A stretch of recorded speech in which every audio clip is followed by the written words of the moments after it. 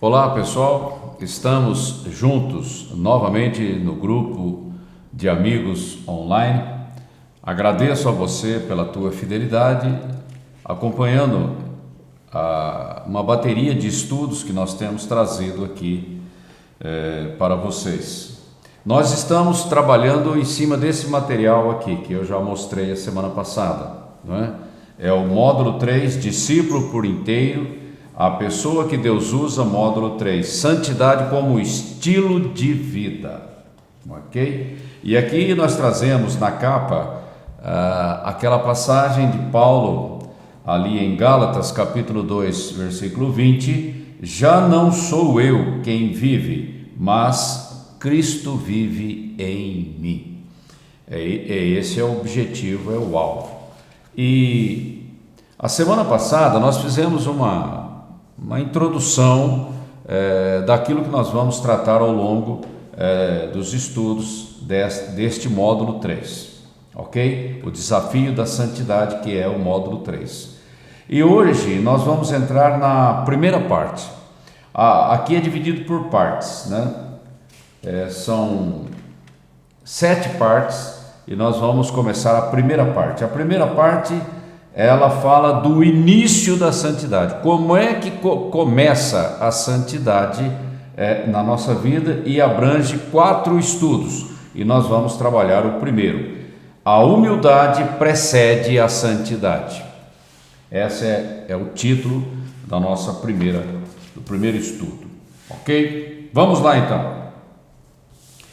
Vamos fazer uma caracterização geral dessa primeira parte. Toda vez que você inicia uma jornada, você tem um ponto de partida, não é mesmo? Isso é normal, é assim mesmo.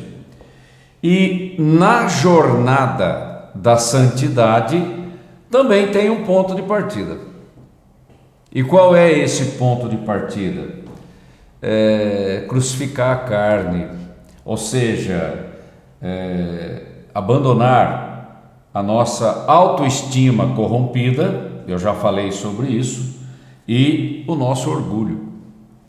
Ou seja, é o meu eu, que a primeira coisa que eu tenho que colocar no altar do sacrifício vivo diante do Senhor, para que com essa postura de humildade, o meu coração quebrantado, Deus possa trabalhar na minha vida através da graça, porque com essa atitude de rendição, e isso tudo acontece pela fé, porque são coisas espirituais, aí a graça começa a trabalhar na minha vida. Essa graça vai produzir esse estilo de vida semelhante ao do Senhor Jesus Cristo. É algo que brota de dentro de mim e sai para fora. E eu tenho que ter uma postura de humildade. Por isso que nós estamos falando que a humildade precede a santidade. E eu tenho que valorizar a verdade, que é Cristo. Aí o meu coração está aberto para o trabalhar do Espírito Santo. Só essa caracterização geral. Bom, aqui, quando eu falo de humildade precede a santidade, eu trago aqui um versículo que está lá no Evangelho de João, capítulo 3, versículo 30. É necessário que Jesus Cristo cresça na minha vida e eu, a minha velha natureza, diminua. Aí a Bíblia chama de crucificar a carne, mortificar a carne, para que o homem espiritual, a nova criação, se levante através da minha vida e influencie o mundo. Ok? Primeiro ponto, o homem santo é um homem humilde. Porque fica difícil você entrar na jornada da santidade e perseverar na jornada da santidade sem humildade, porque Deus não vai trabalhar com você sendo arrogante, sendo autossuficiente, independente. Não é assim. O quebrantamento é uma necessidade na minha vida, porque o conhecimento que vem do céu é um conhecimento revelado, e conhecimento revelado só um coração quebrantado está apto a discernir, a perceber, a captar. Então, arrogância, soberba e tudo mais não me ajuda. E a Bíblia diz que Deus resiste ao soberbo e Ele derrama, concede graça ao humilde. E Jesus mesmo disse: aprendei de mim que sou manso e humilde de coração. Esse é o padrão, e eu tenho que me alinhar com o padrão de Deus. E entenda uma coisa: santidade é um produto da graça, não é uma lista de regrinhas que eu vou cumprir no meu esforço. Nós já falamos que isso não funciona, isso é só aparência, isso é superficial, isso não mexe com as raízes, as fortalezas que estão lá na minha alma, porque Deus quer estruturar o meu caráter, um caráter santo no padrão do céu, ok? E santidade é um produto da graça, e graça é concedida àqueles que são humildes e mansos de coração. E tem vários versículos na Bíblia que você pode consultar a respeito de Deus resistir ao soberbo e conceder graça aos humildes. Nós temos lá Tiago, capítulo 4, versículo 6, primeira epístola de Pedro, capítulo 5, versículo 5, Provérbios, capítulo 3, versículo 34 e Efésios, capítulo 4, versículo 2, só para você ampliar o seu estudo aí. Jesus condenou o pecador na sua primeira vinda como Cordeiro de Deus? Não, ele condenou os hipócritas, não o pecador, porque ele veio salvar o que se havia perdido. Deus ama os pecadores, mas Deus não se dá bem com os hipócritas, essa é a questão, porque o hipócrita dificulta o trabalho do Espírito Santo. Agora, o que é hipocrisia na nossa vida? Sabe, eu vou fazer uma analogia aqui e você preste atenção para captar o sentido. Não é fácil enganar as pessoas, ou todas as pessoas, em todo o tempo. A gente já sabe disso na prática da vida secular. Uma hora a casa cai, a gente sabe disso. Tá bom, mas a hipocrisia é mais grave do que isso, porque a hipocrisia é um estado de rebeldia no meu coração.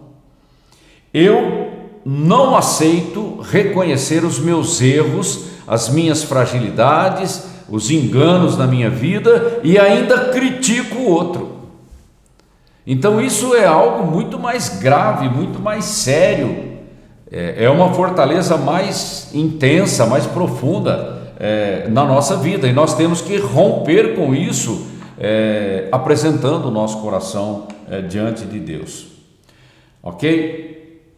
E eu não posso ser hipócrita nos meus relacionamentos, e evangelismo é algo que envolve relacionamentos, o ministério envolve relacionamentos, o chamado de Deus na minha vida envolve relacionamentos, e eu não posso ser hipócrita. E nós vamos ver já o nível, o padrão da compaixão de Deus pelas pessoas. Então o hipócrita tem dificuldade em lidar com a corrupção da sua alma. E aí ele acaba vestindo uma máscara, mas não é somente a questão da máscara, é a questão da rebeldia, que é uma obstinação. E aí o problema se agrava, ok? E o hipócrita ele acaba se tornando crítico, condenando as pessoas, acaba sendo legalista. E os fariseus é o melhor exemplo que a gente tem na Bíblia, ali no Antigo Testamento, e também aqui no ministério de Jesus, você vendo a postura deles. ok? E a hipocrisia é uma semeadura ruim. A gente tem que cair fora desse negócio. Não funciona. Isso é perigoso para a nossa vida, ok? E o primeiro passo numa atitude de sinceridade que nós temos que dar diante de Deus é admitir que nós precisamos de ajuda. Nós somos falhos, não somos perfeitos, mas nós não queremos continuar desse jeito. E eu não estou aqui para mostrar uma aparência para impressionar pessoas. Eu preciso impressionar o meu Deus. E o nível é muito maior, ok?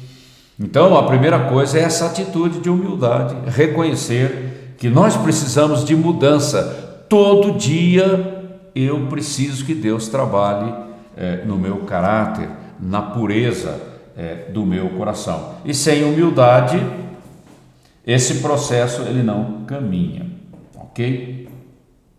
E o hipócrita, o rebelde, ele já cria um obstáculo e dificulta o trabalho do Espírito Santo.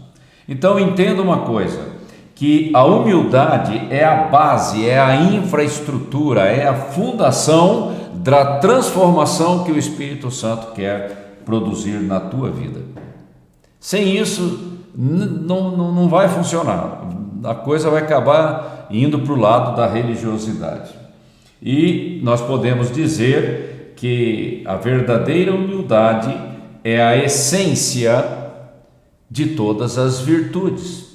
Porque como é que Deus vai trabalhar as virtudes na minha vida se eu não tenho nem humildade para que Ele possa começar o trabalho? Você entende a importância? Então, o humilde é aquele que se apresenta como barro nas mãos do oleiro. O oleiro tem capacidade, poder para criar virtudes na minha vida. Entende? É a maneira certa de trabalhar. E as nossas impurezas, os enganos, essa corrupção da nossa alma, em algum momento Deus vai confrontar. Ele não vai deixar passar. Ele confronta, porque o engano tem que ser confrontado, porque quando a luz resplandece, as trevas têm que dissipar. Quando a verdade é apresentada, o engano, a mentira, a falsidade tem que sair fora. É assim, a santidade de Deus já é um confronto na nossa vida natural, do velho eu, confronta já de cara.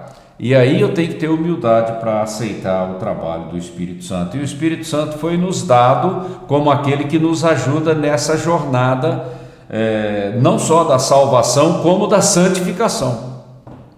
A gente tem que entender essas duas coisas. E quando o Espírito Santo vem para nos confrontar, ali se estabelece uma encruzilhada, um divisor de águas. Qual será a minha atitude? Que caminho eu vou escolher? Continuar racionalizando, justificando, criando desculpa, usando máscara, ou simplesmente me render como barro nas mãos do oleiro para que o Senhor faça a obra na nossa vida? É aqui que a gente começa a separar quem é de quem não é. É na hora do confronto. Aí você vai perceber o estado do coração, não é? E a tristeza, segundo Deus, e isso está lá em 2 Coríntios, capítulo 7, versículos 9 e 10, ela produz arrependimento. Arrependimento para crescimento, para maturidade, para conserto, para trabalhar o erro, o engano na nossa vida. Isso é processo e o Espírito Santo está totalmente envolvido nesse processo. Mas eu preciso ser humilde para aceitar o trabalhar de Deus na minha vida. E o trabalhar de Deus na minha vida é sempre através de confronto. A luz confronta as trevas, a verdade confronta o engano. É sempre assim. E se eu começo a resistir a esse trabalho do Espírito Santo, quando que a minha vida vai ser transformada? Eu vou ficar quantos anos na igreja, sentado num banco de igreja, sendo a mesma pessoa de sempre? Não é assim, não é esse o alvo, não é esse o propósito de Deus para a nossa vida, ok? Nós precisamos de humildade para ter ouvidos para ouvir o que o Espírito Santo está falando, ter olhos para ver o que o Espírito Santo está fazendo e ter um coração quebrantado para entender os propósitos de Deus na minha vida e através da minha vida. Então, a santificação não começa com regras. A santificação começa quando eu me apresento como sacrifício vivo e eu preciso de ser humilde para fazer isso. Ok? O rebelde não vai fazer isso, ele vai ficar arranhetando. E isso não funciona, isso não é bênção na nossa vida. Eu não posso encobrir as minhas fragilidades, muito pelo contrário, eu tenho que abrir, escancarar o meu coração para que o Espírito Santo trabalhe. E eu já tenho dito, não sei se vocês se lembram, que o Espírito Santo trabalha no nível da consciência. Deus sabe de todas as coisas? Sabe. Mas eu sei? Não. Então Deus precisa me envolver num processo onde eu possa descobrir por mim mesmo quem eu sou. É a luz iluminando a minha vida e isso a gente se chama de uma autodescoberta, né? Você, pelo confronto do Espírito Santo, pelo confronto da verdade da palavra, aí eu reconheço as minhas dificuldades e eu confesso o meu pecado e eu me entrego manso, submisso ao trabalhar de Deus na minha vida. Aí começa a brotar a santidade como estilo de vida. Ok? Então, sem esse trabalhar da nossa consciência, eu vou ficar enroscado naquela autoestima carnal, egocêntrica, que já é corrompida pela própria natureza, a questão do pecado na minha vida. E eu não posso confiar na minha própria justiça e ainda ficar criticando os outros. A gente vê isso lá, Jesus falando disso lá em Lucas, capítulo 18, versículo 19. E eu tenho que ser humilde para amar as pessoas, eu tenho que ser humilde para deixar a unção da compaixão de Deus fluir na minha vida, para que eu seja uma bênção na vida do outro, para que eu consiga influenciar a vida do outro, porque Deus ama as pessoas e eu tenho que deixar esse amor fluir na minha vida. Não é o meu amor, é o amor de Deus fluindo na minha vida, alcançando a vida do outro. Ok? E essa escolha que nós fazemos nessa encruzilhada é uma escolha consciente e intencional. Eu escolho para onde eu quero ir. Vou continuar no caminho da religiosidade, da hipocrisia, ou vou me apresentar como barro nas mãos do oleiro? É uma escolha. É vida e morte. Eu tenho que estabelecer uma escolha. O segundo ponto: todos podem julgar, criticar, condenar, mas quem pode salvar? Essa é a questão, e aqui nós trazemos a questão da compaixão de Deus. É muito fácil ver os defeitos do outro, é muito fácil criticar o outro, num sentido de discriminação, de superioridade, mas quem disse que nós estamos aqui para criticar alguém? Como discípulos de Cristo? Não, nós temos que ter paciência, domínio próprio, mansidão, o fruto do Espírito, para trabalhar com o outro. O outro tem problemas? Claro que tem, ninguém está negando a realidade, mas é preciso jeito para trabalhar a vida do outro, sabedoria, com amor, com compaixão.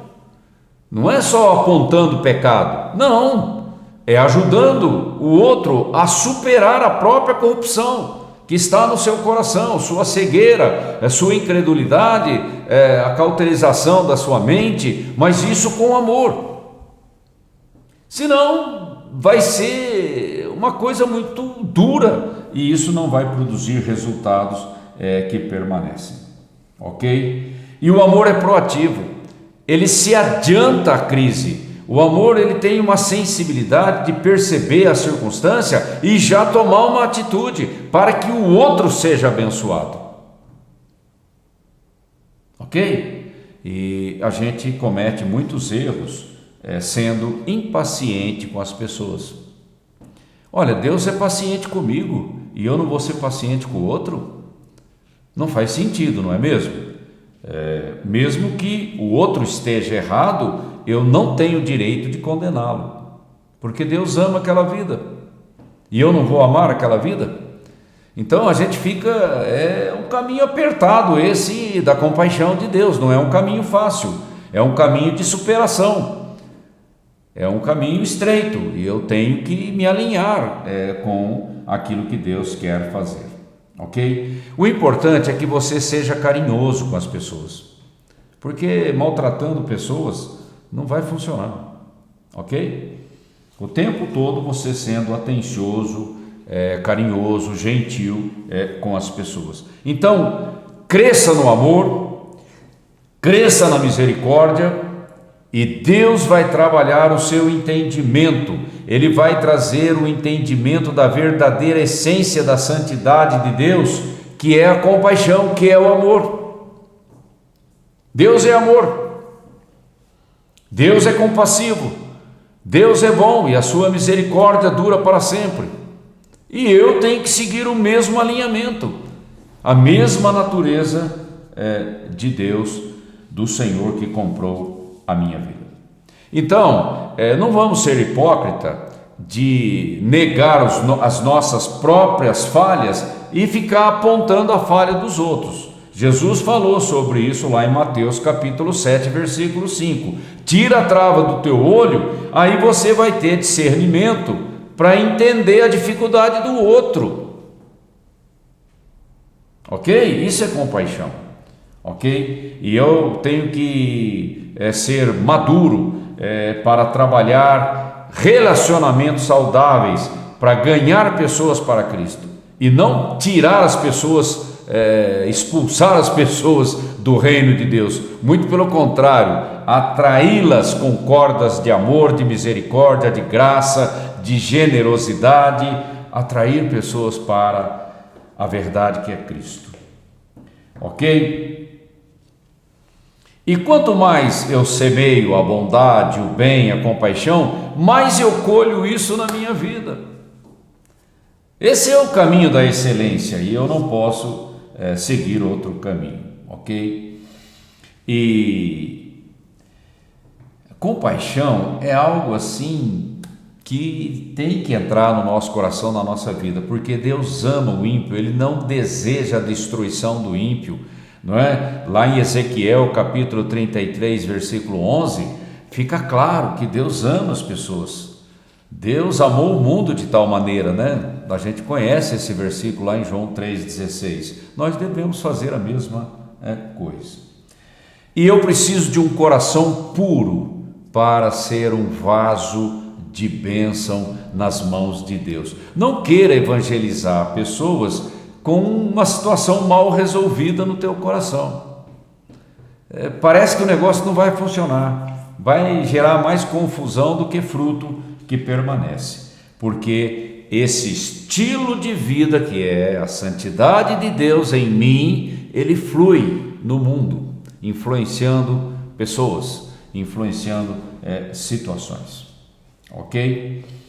E o caminho do amor ele é incômodo, porque ele confronta a nossa própria estrutura, porque eu tenho que me apresentar como canal diante de Deus, e amor é sacrifício.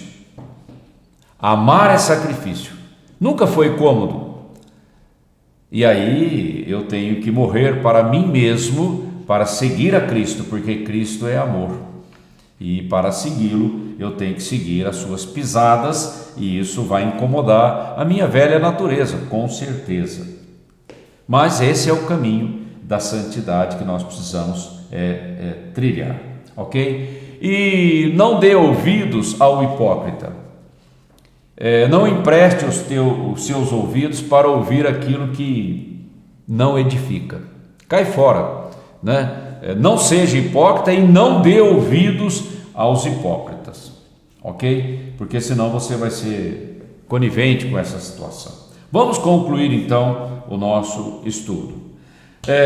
Deus não condenou pecadores, Ele condenou hipócritas, tá bom? E nós precisamos de humildade para trilhar essa jornada da santidade, que é a jornada da compaixão, do amor de Deus, da santidade de Deus que quer influenciar pessoas, ok? E eu tenho que ter um coração quebrantado, manso, humilde, nas mãos do Senhor. É assim que nós ganhamos pessoas para Cristo. Não é performance, é tendo a mesma natureza do Mestre. Deus honra a nossa obediência de fé, e o tempo vai mostrar que a tua fé está na direção certa, está alinhada com aquilo que está no coração de Deus, e os frutos do teu trabalho, eles vão aumentar e eles vão permanecer. Não se distraia pelo caminho, persevere no caminho da misericórdia, ok? Tem um texto aqui no final do estudo que eu vou deixar para você ler e meditar, ok? Agradeço aí a tua permanência ouvindo tudo isso, medite, reflite em tudo isso e coloque a tua vida no altar. Deixa Deus trabalhar na tua vida e você vai ser uma bênção poderosa na terra, ok? Tenha uma ótima semana, desafiadora, e eu conto com você a semana que vem. Deus te abençoe.